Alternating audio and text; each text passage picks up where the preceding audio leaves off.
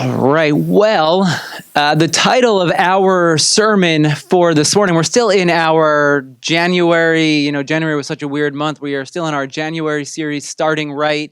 The title of today's sermon is, What's the Purpose of Humanity? We're just going for it today. We don't stay on the surface here at Awaken. One of these existential questions that we ask, and there's so much with this one, but hopefully what you'll discover as we weave our way through this sermon is that the answer is quite simple. Sometimes I think we make things a bit too complicated.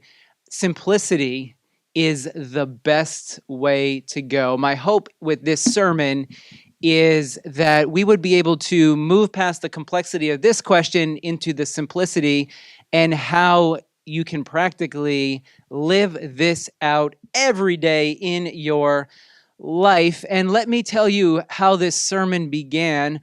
I have been thinking about this sermon now for 2-3 months. I've had this one sort of messing with it a little bit here and there, tweaking it, adding some pieces. And then all the pieces came together about a week or two ago. I wasn't planning on giving this sermon, but a few things happened and I said, this is the sermon that I have to give this week. And let me give you the background of how this sermon began, the creation process of the sermon. A couple months back, I read this book, Island by Aldous Huxley. Anyone else ever read this book? You might know him, Brave New World. You know this one? Quite famous dystopian novel. I was reading Island by Huxley. This book is immensely profound. I was highlighting, taking notes, tagging things, and it gave me all these ideas. But before we get into the actual sermon, I need to...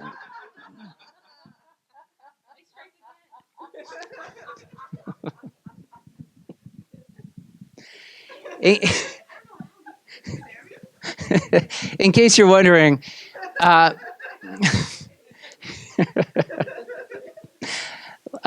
Sammy mentioned, officially became the assistant pastor last week here in our annual meeting. We gave him a present. It was a bag of wrapped potato chips because me and him ran into the grocery store one day.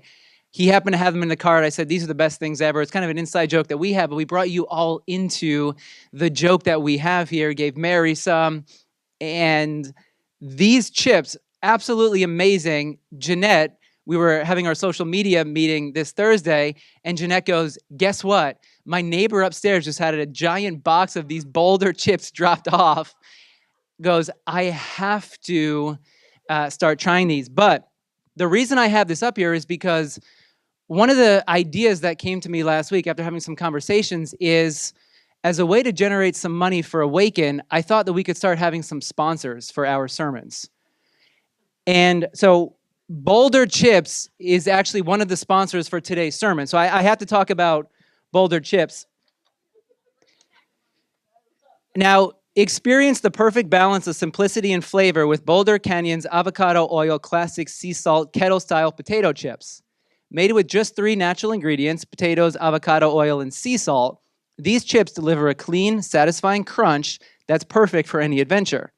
The rich, buttery taste of avocado oil elevates the classic sea salt seasoning, making these chips a must-have snack for anyone seeking a pure, natural indulgence. Whether you're hiking a mountain trail or relaxing by the beach, Boulder Canyon's avocado oil chips are the perfect companion for your outdoor lifestyle. Now, you can visit them at bouldercanyon.com. That's bouldercanyon.com. And if you put Awaken10 as the promo code, you'll receive 10% off of your first order. Boulder Chips will be one of our sponsors for the sermon today. Now, back to the sermon. Oh, but actually, I have a picture here first. If you want to be happy, then please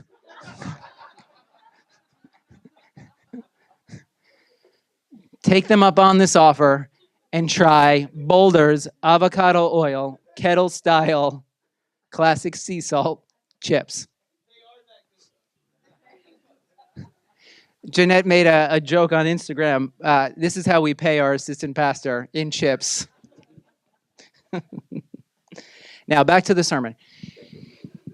I was reading this book, Island by Huxley, And let me tell you a little bit about the book, just so we have a little background here, because I want to read a passage to you that, for me, it just stopped me dead in my tracks. I had to pause and really think about this, and this was the whole genesis for this sermon. The book came out in 1962.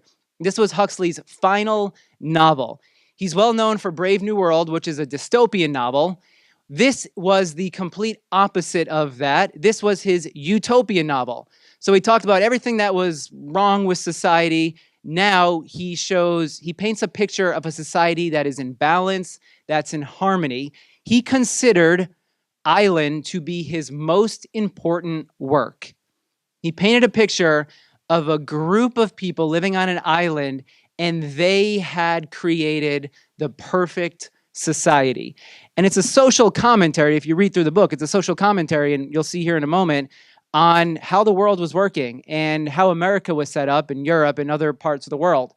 Now, the background of the story, it was set in the Pacific island of Pala. It's a secluded island, and they try to keep themselves, all the people living there try to keep themselves as free from outside influences as possible. Then there's a journalist, Will Farnaby, who is shipwrecked on Pala. He's not supposed to be there because he's an outsider, but they allow him to stay for a little bit as he's recovering. He gets a tour of the island. He sees all the inner workings of the island. Especially Mr. Menon was instrumental in showing him around. He's the head of education. He showed him around, showed him about how the island worked, how their society developed, what they believed. There was a book that was a guide that led how it was that they lived and ordered their lives. Here we are, a conversation between Will Farnaby, this outsider, and Mr. Menon. And as you'll see, as the book progresses, the journalist, Farnaby, he begins to have an awakening. At first, he thought this island was weird, but then he is persuaded to actually believe and agree with how they are living. And he actually was there to exploit some of their resources. By the end of the novel, he doesn't want to do that because he wants to keep Pala pristine and free from the outside influences. Mr. Menon says that, of course, but the fundamental question remains. This is what they're talking about. What are boys and girls for? Will shrugged his shoulders. The answer depends on where you happen to be domiciled. For example, what are boys and girls for in America? Answer, mass consumption. And the corollaries of mass consumption are mass communications, mass advertising, mass opiates in the form of television, meprobamate, positive thinking, and cigarettes. Now that Europe has made the breakthrough into mass production, what will its boys and girls be for? For mass consumption and all the rest. All around the world, Will is saying, well, what are humans for? What are we raising boys and girls to become? Become consumers. This is how you answer the question. What's the purpose of humanity? Well, the way you answer it in America and Europe and other parts of the world is you raise kids to become consumers. And both these answers, they're different from ours. Remember, this utopian society, what are Palanese boys and girls for? For actualization, for being turned into full-blown human beings. I read that, and that's it. I started thinking, what he wrote in 62, it's true for us today. 60 years later? What are we programming our kids to become? Who are we programming them to become? Who are we as adults being programmed to become? In this utopian society, what he's saying is, well, the Palanese, it's all about becoming fully human. Our question this morning, well, what's the purpose of humanity to become fully human? And that's, my guess is that's what you all are after. You're here Sunday after Sunday because you want to learn, well, what does it mean to be fully human? And as I was thinking about this, as I read this and I started thinking about this conversation that they were having in the book, I realized this parallels the way in which the Bible answers this question about the purpose of humanity as well. Sometimes we don't look at it in that way, but as I read this and thought about this distinction between developing people who are consumers versus developing those who are being led into the path of their truest and fullest humanity, I realize the Bible talks about this all the way from the beginning to the end. It begins very, very early on. And I this picture, right, I can see it because I can see my next slide. You can't see it yet. It's definitely AI generated. I felt like I had to show you this picture of Moses with the 10 Commandments. It's like, this is Moses if he was posing for a selfie on his Instagram account. Look at me coming down off the mountain with my commandments right here. This picture, it just made me laugh. And I had to share it with you. I found it's not the best. I mean, it's so cheesy. I was like, this just, I have to show you this picture of what I found. Here's Moses posing with the 10 Commandments. Do you think that really happened? No. Exodus 20, verse 1. Moses is up on the mountain hearing from God. God is delivering these 10 Commandments. And we're told God spoke all of these words, and then come the 10 Commandments. Now, words is the Hebrew word devarim. I remember learning about this in seminary, talking about devarim, words. My Hebrew professor said, these aren't just words. He likened them to ideals. God spoke all of these words, these ideals, to the Israelites. He spoke them to Moses, and then they were passed on to the Israelites. And essentially what these ideals are, here's how to be fully human. What's the question for this morning? What's the purpose of humanity? The way in which Huxley answers it, to be fully human. The 10 Commandments, all the way in the beginning of the story of Scripture, it's a guide to becoming fully human. Here's how to organize your life in a way that is life-giving for you and for the rest of the world. Essentially, the 10 Commandments, what they're saying is, here's how to live. Now, why was this important? And this is a very important question because sometimes we tend to think that what's in the Bible was just dropped from the sky and there was no context, there was no background behind it. But the commandments, they did not just randomly appear. Why was this guide, these words, these ideals, these devarim, why were they so important for the Israelites at that time in their journey? Because where did they come from? They came from Egypt. They had been slaves for hundreds of years. And when you're a slave, you're being told how to live. You're being told how to do everything. When to wake up, where you were going to work, what you were going to eat that day, what you might wear, not wear. Everything was being told to them. They were slaves. They had no freedom. They had no choice. Now that the Israelites have escaped Egypt and they're in the wilderness, about to enter into the promised land, well, the 10 Commandments come because the Israelites are learning how to live as free men and women with the power of choice. This is very, very important for understanding the purpose of the commandments. It wasn't God just saying, here's how I want you to live, no questions asked, just go and do this. It was, I'm offering you a gift.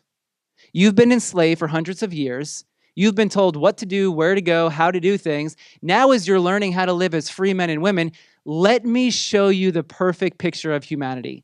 Let me offer you a gift showing you how you can organize yourselves and society in such a way that it is life-giving for yourself and for everyone else. Here's how to create, we could call it, in the words of Huxley, a utopian society. Here's how to be fully human. Now, let me talk about our next sponsor for the sermon here this morning, Shure microphones. At Awaken, we have been using Shure microphones from the very, very beginning. And I know a lot of professional musicians, they always recommend Shure. They always tell me, get Shure. I have a microphone I bought for my house because eventually at some point I'd like to start a podcast. We'll get there when the kids are like 20.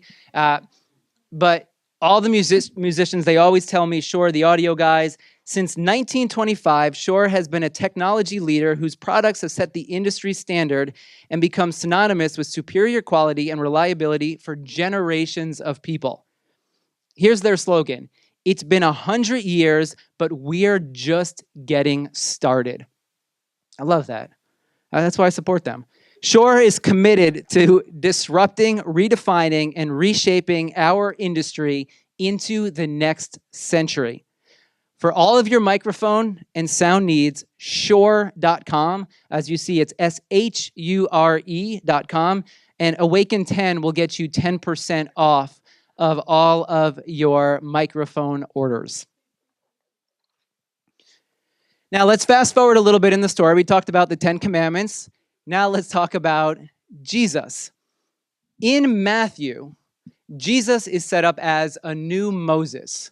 We have Moses, one of the prophets that had been revered, one of the people that the Israelites looked up to. This was someone, he was a leader, he was a follower of God. This was someone that we respect and venerate. Matthew is now setting Jesus up as a new Moses. So in the beginning of Matthew, you have Jesus go to Egypt, and then he flees from Egypt. You have Moses go on a mountain to deliver 10 commandments. Now you have Jesus in the beginning of Matthew, in the beginning of his ministry, goes onto a mountain and delivers the Sermon on the Mount. What Matthew is trying to show is that there is this whole new exodus happening. It was a physical exodus. Now there's this, we can call it a spiritual exodus. Matthew is taking great pains to show that Jesus is the new Moses. And on that mountain, here's what Jesus says. Matthew chapter 5, verse 17. Do not think that I have come to abolish the law or the prophets. Everything that happened before was good. It was helpful, important, necessary, God-honoring. The 10 Commandments, important, part of your history and who you are. I've not come to abolish them, but actually to fulfill them, to take them even further. What we have here in Matthew, and this is so profound, instead of 10 commandments, 10 devarim, 10 words, or 10 ideals, we now have a person to reveal a picture of our full humanity. You want to learn how to be human? Great. 10 commandments after you're slaves. Well, now we have Jesus. You want to learn what it means to be fully human? Look to the person of Jesus. We could say Jesus is the new 10 commandments. We had words, but now we have flesh. We had words, now we have a person walking the earth, modeling for us the way in which to live into our truest, fullest selves. At Awaken, what is our mission?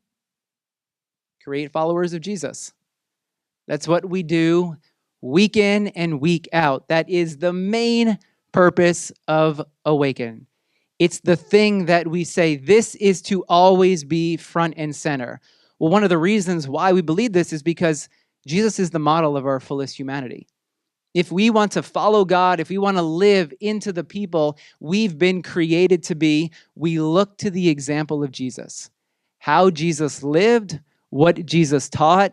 For us at Awaken, that is our goal, because we want to be people who fully express our humanity, the people that God's created us to be.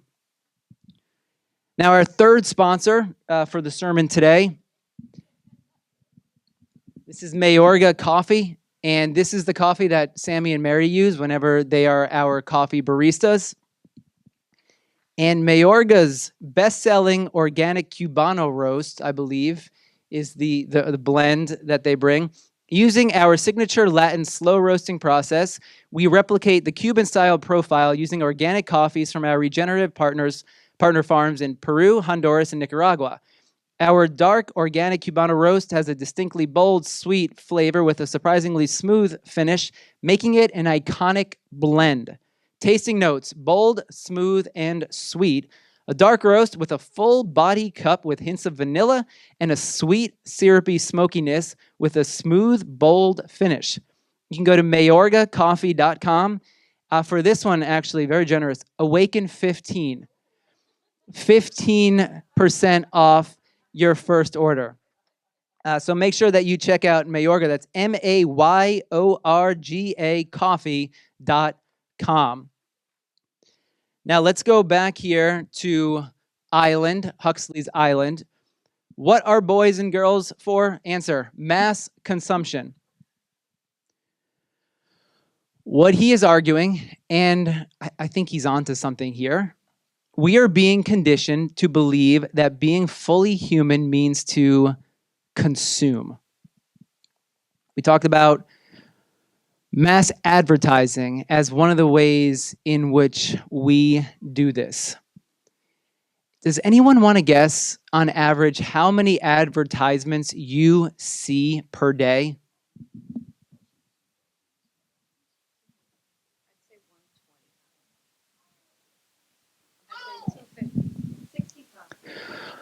In 1972, the answer was about 500 to 1,700. 1972. Per day. And you can Google this. ChatGPT will tell you this. You can Google it. Here's the answer.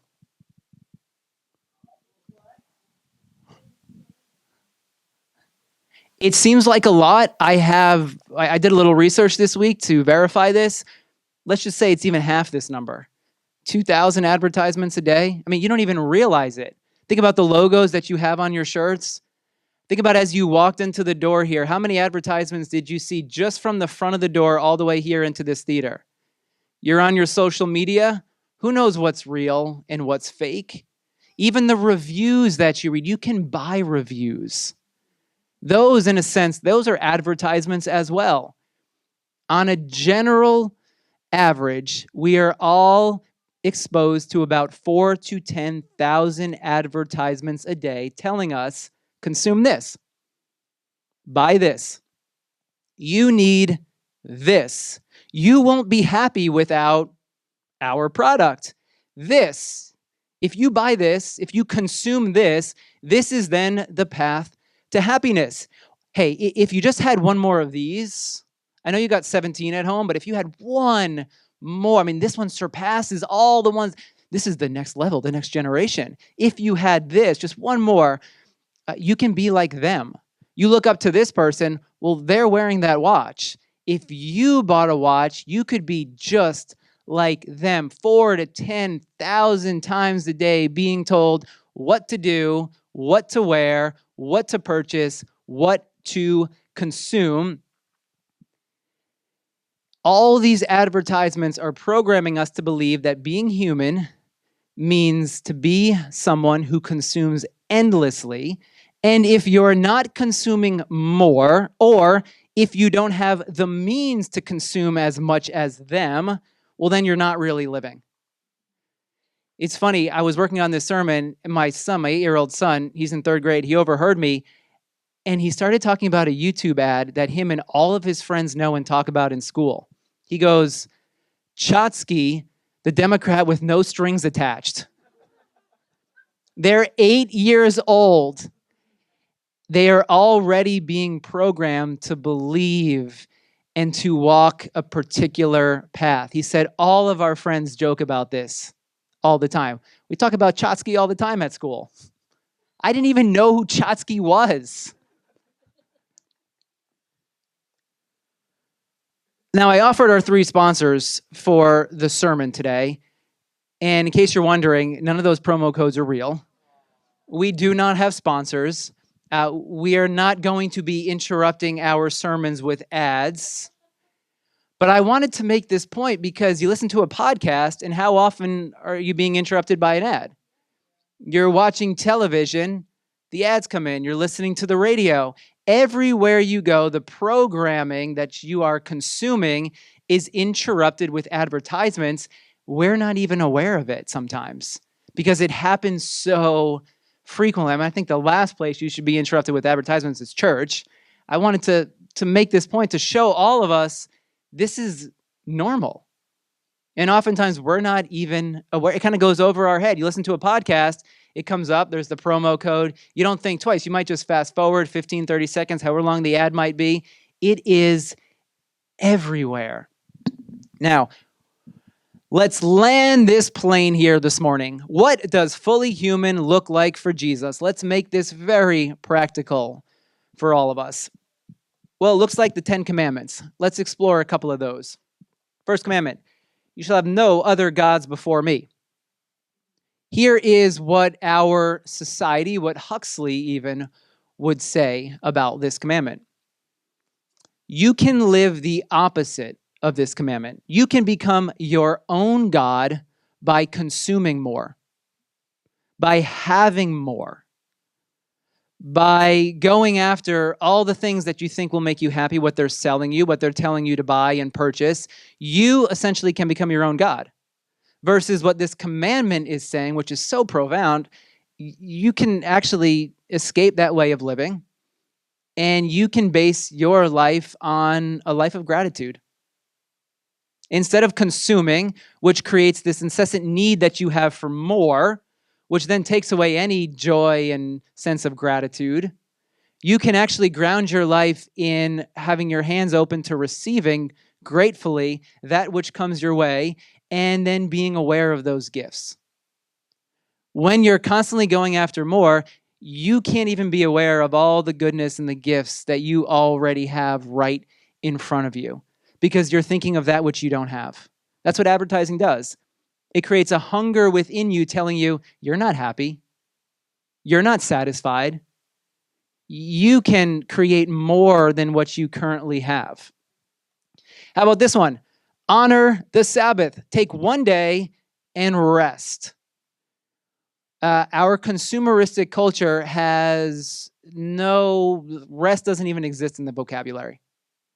Instead, it's just keep going, keep consuming, keep getting more and more. You can live a life of rest where you're grateful, receiving, or you can constantly go and seek after more, which will never leave you satisfied. And then how about this one? Combine a couple. Thou shalt not murder, commit adultery, steal, or covet that which your neighbor has. In a consumeristic culture, who is it that suffers for our purchases? The things that we want to buy? All around the world, in different parts of the world, there is cheap labor, people working in terrible working conditions, being paid pennies. Also that we can consume, and then just discard and throw out. What about those who are working in diamond mines? Those who are mining cobalt for our cell phones, for our batteries. In a consumeristic culture, there's a dark underbelly.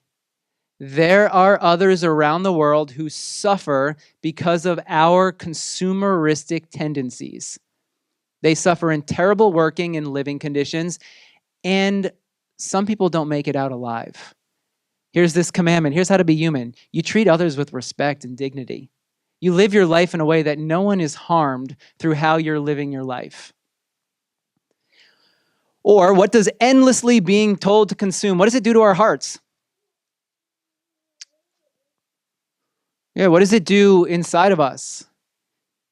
Well, if there's something right here within reach, well, then someone else's husband or wife isn't off limits. If you're told everything is within your grasp, well, then why isn't that person's spouse off limits to me? Or you begin to look around at your neighbors and there's this idea of continuing to get more and more and more, and then you begin to covet that which the neighbor has. Oh, I just want to be like them. I wish I had what they had. It leads some people then to go and steal, which you might not be able to afford. We have these commandments right here, and yet the way in which we're living is leading us down a path that is completely different from these revolutionary words, progressive words that were spoken thousands and thousands of years ago. We look at them sometimes, these confining commandments, but if you look at them within their context, you realize they're actually a gift when you live this way, because then you actually find the life and the satisfaction that you truly desire. And then here's Jesus, Matthew 22. Jesus replied, love the Lord your God with all your heart, all your soul, with all your mind. This is the first and the greatest commandment. The second's like it, love your neighbor as yourself. All the law, the prophets hang on these two commandments. According to Jesus, what is the purpose of humanity? Love.